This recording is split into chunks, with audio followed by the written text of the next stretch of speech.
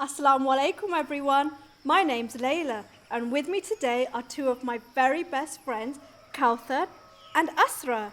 Wa alaikum assalam, Layla. Oh wow, this is so much fun. Have you two ever been in a hot air balloon? No, never. That's why we're so happy to be here. Me too. This is so exciting. Where are we going today, Layla? Well, that's a good question. Today we're going to be travelling through the Middle East. It's so hot there, isn't it? It certainly is. You're absolutely right. Oh my God, we're moving. I'm a bit scared but excited too. Oh my God! Are you ready? 3, 2, 1. Up, up and away. Hooray!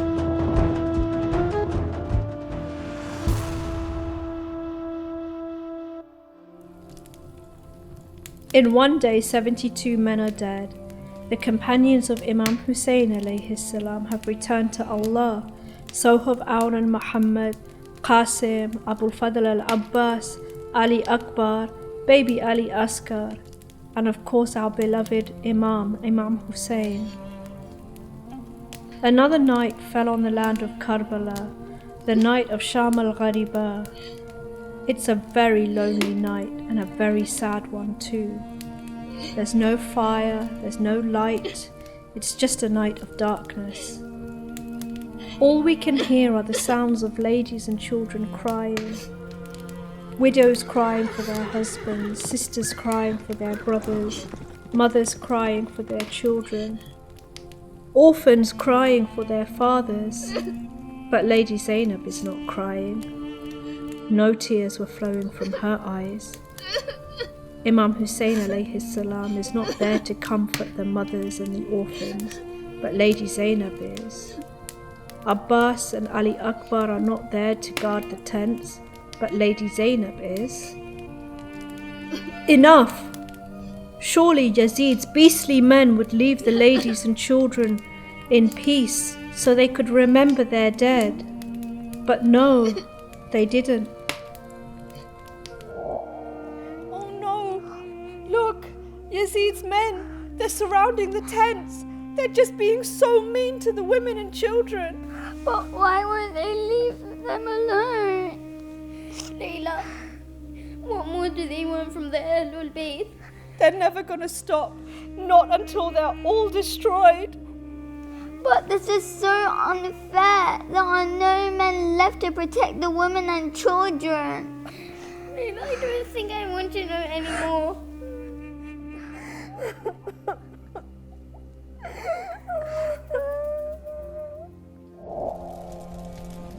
Instead, they came to the tents. They looted all the belongings of the holy ladies of the women of Karbala.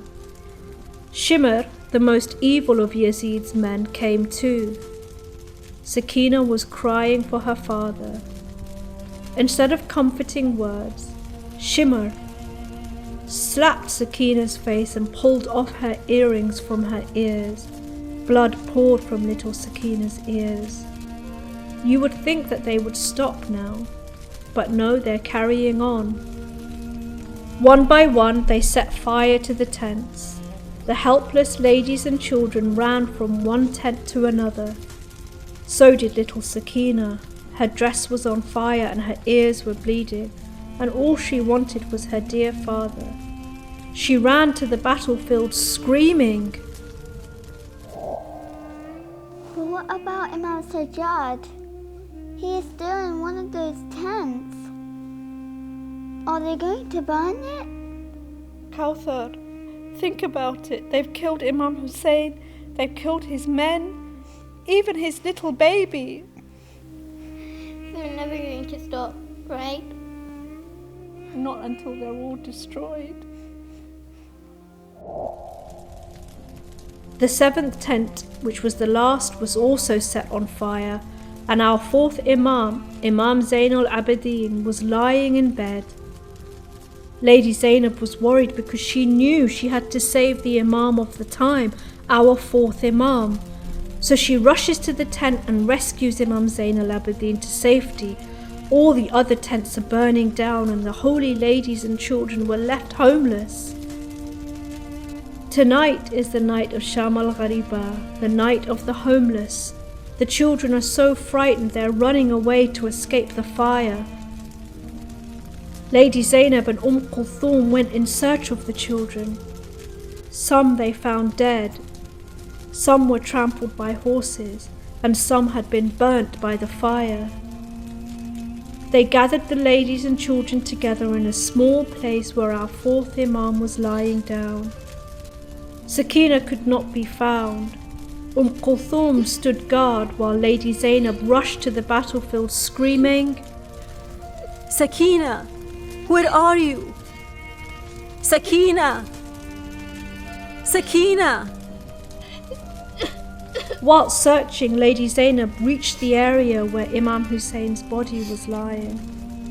There, with her head buried in Imam Hussain alayhi salam's chest, lay Sakina deep in sleep. Sakina was fast asleep, with her head placed on Imam Hussain alayhi salam's chest.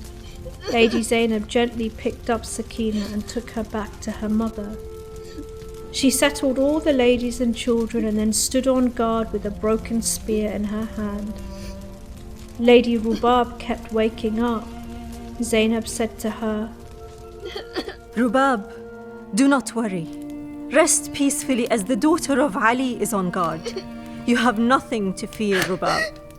Zainab, I am not worried, but I keep hearing my baby crying. I hear my darling Ali Asghar crying.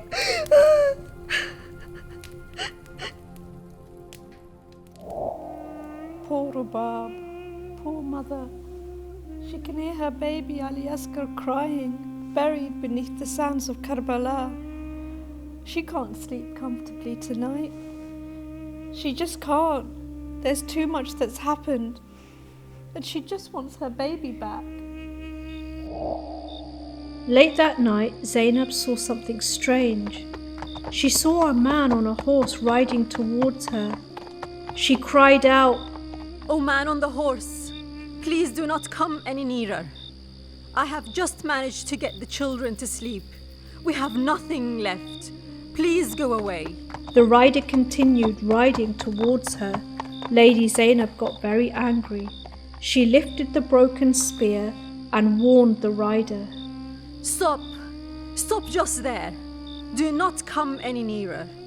I am the daughter of Ali. I am warning you to stop just there. But the man on the horse continued to ride towards her. He spoke to Lady Zainab. My dearest daughter Zainab, it is me, your father, Ali. Lady Zainab rushed to her father. She threw herself to her father's feet and said, Baba, I'm glad you have come, but you are very late. Baba, where were you when Ali Akbar was being killed? Where were you when Abbas was being killed? Where were you when Hussein was being killed? Where were you when our tents were burned down? Where were you when our hijab was taken away? Where were you? Where were you, Baba? Zainab, you are very tired, so I have come to protect your tents. You will have so much to do tomorrow, and will have many sleepless nights. So tonight I will rest and I will protect the tents. Go to sleep, darling. Rest your head and go to sleep.